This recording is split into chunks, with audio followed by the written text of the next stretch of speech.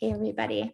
I'm really excited to introduce you today to have a quick conversation with Anna Sale. She just came out with this book, Let's Talk About Hard Things. And she hosts the podcast Death, Sex, and Money since 2014. She's a journalist. This is your first book, so you are now officially an author.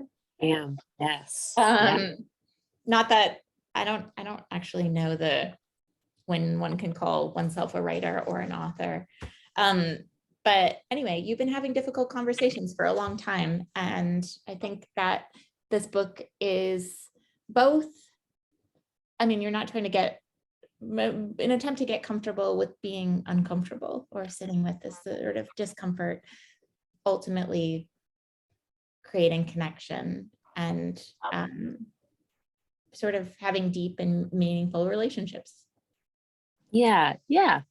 It's been sort of my work for a long time. I didn't know having difficult conversations was going to become my journalistic interest. I was driven when I started Death, Sex, and Money just by it was I need help. I need more guides. I'm feeling alone here. So I want to hear more people talking about moments of uncertainty instead of just triumphant, promotional tour interviews where people are talking about something great that they just accomplished. I wanted to hear more about the middle spaces or the moments of downward movement, because that's where I was in my life at the time after my first marriage ended in divorce. And I was feeling a lot of professional uncertainty, financial uncertainty, and I just wanted people to share stories about how they've gotten through. And that was the spirit. But when you come to a conversation like that, it's oh, I am asking you to talk about something that you don't talk about in a lot of spaces and maybe don't talk about openly with even people who are quite close to you.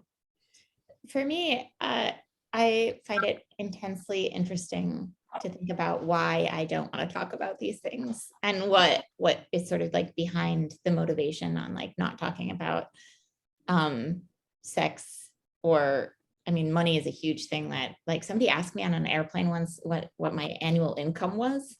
And Ooh, that I'm just going to say they weren't American.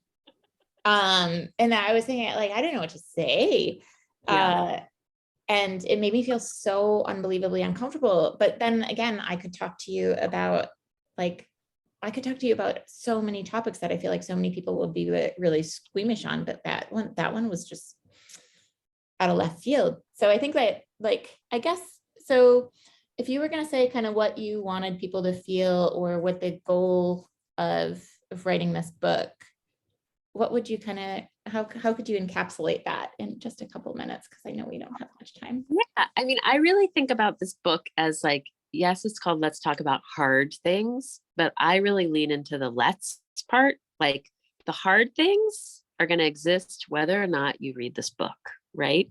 But the let's part is what would happen if we just created a little bit more sort of room in our conversations with the people who we are closest to in our relationships to acknowledge when there's something that's not totally sewn up or feeling a little less together than it used to, and to create more just spaciousness to have those conversations and make those acknowledgments.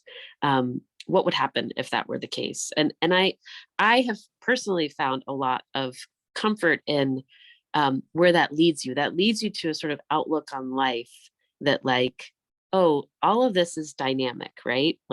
You're not going to hit these milestones. Oh, now I'm in a relationship, so I don't need to worry about sex ever again. It's all finished. Sorry, even if long-term monogamy is your thing and you have a great partner, your bodies are going to change. How you want to be intimate is going to change or ebb and flow. And what would happen if you just acknowledged that sort of dynamism and just oh, okay, what's up with you these days? Instead of feeling oh my God, something is wrong, we're going to ignore it and pretend that everything is right. And when you ignore it, then you're losing that little opening for more intimacy or more understanding or more clarity about where you or your partner is. So that's sort of the let's. It's let's just try. Let's try having a little bit more honest and straightforward conversations about these hard things. We didn't talk at all, but about this during the IG Live, but can you talk a little bit about, this is not an invitation for radical honesty? Yeah, I mean, I really think the way I approach hard conversations is very much embedded in relationships. It's embedded in trying to fortify or get clear about the terms of a relationship. And so I don't think, like, if I'm feeling really frustrated with something my spouse is doing, like opening a conversation with, like, I just need you to know whenever you do this, it makes me da, da, da, da, da, da, da, da, da. Like, that's actually not going to be a successful conversation. Radical honesty, I feel like sort of takes by some definitions, it takes the sort of approach of, like, whatever I see or feel needs to be expressed in as, like, blunt a way as it can.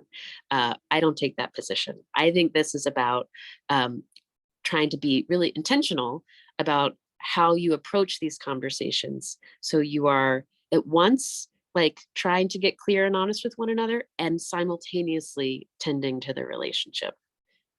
I think that balance is very hard to strike. And I Yeah. think that you do a good job illustrating it throughout the book.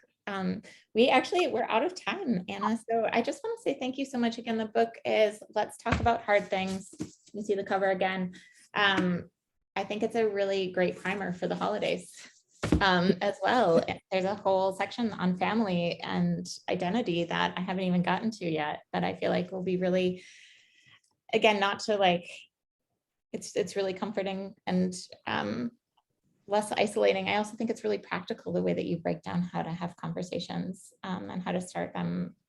It was baffling to me that I've never started a conversation with an intention, and that simple sort of act of addressing that and then flexing and sort of practicing my listening muscles. I think I feel excited to go into sort of these conflict-driven, high emotional intensity moments that are ahead of us. But thank you so much, Anna, for your work. And thank you again for doing this with me. I'm such a huge fan. I can feel it in my nerves, how nervous I have to talk to you.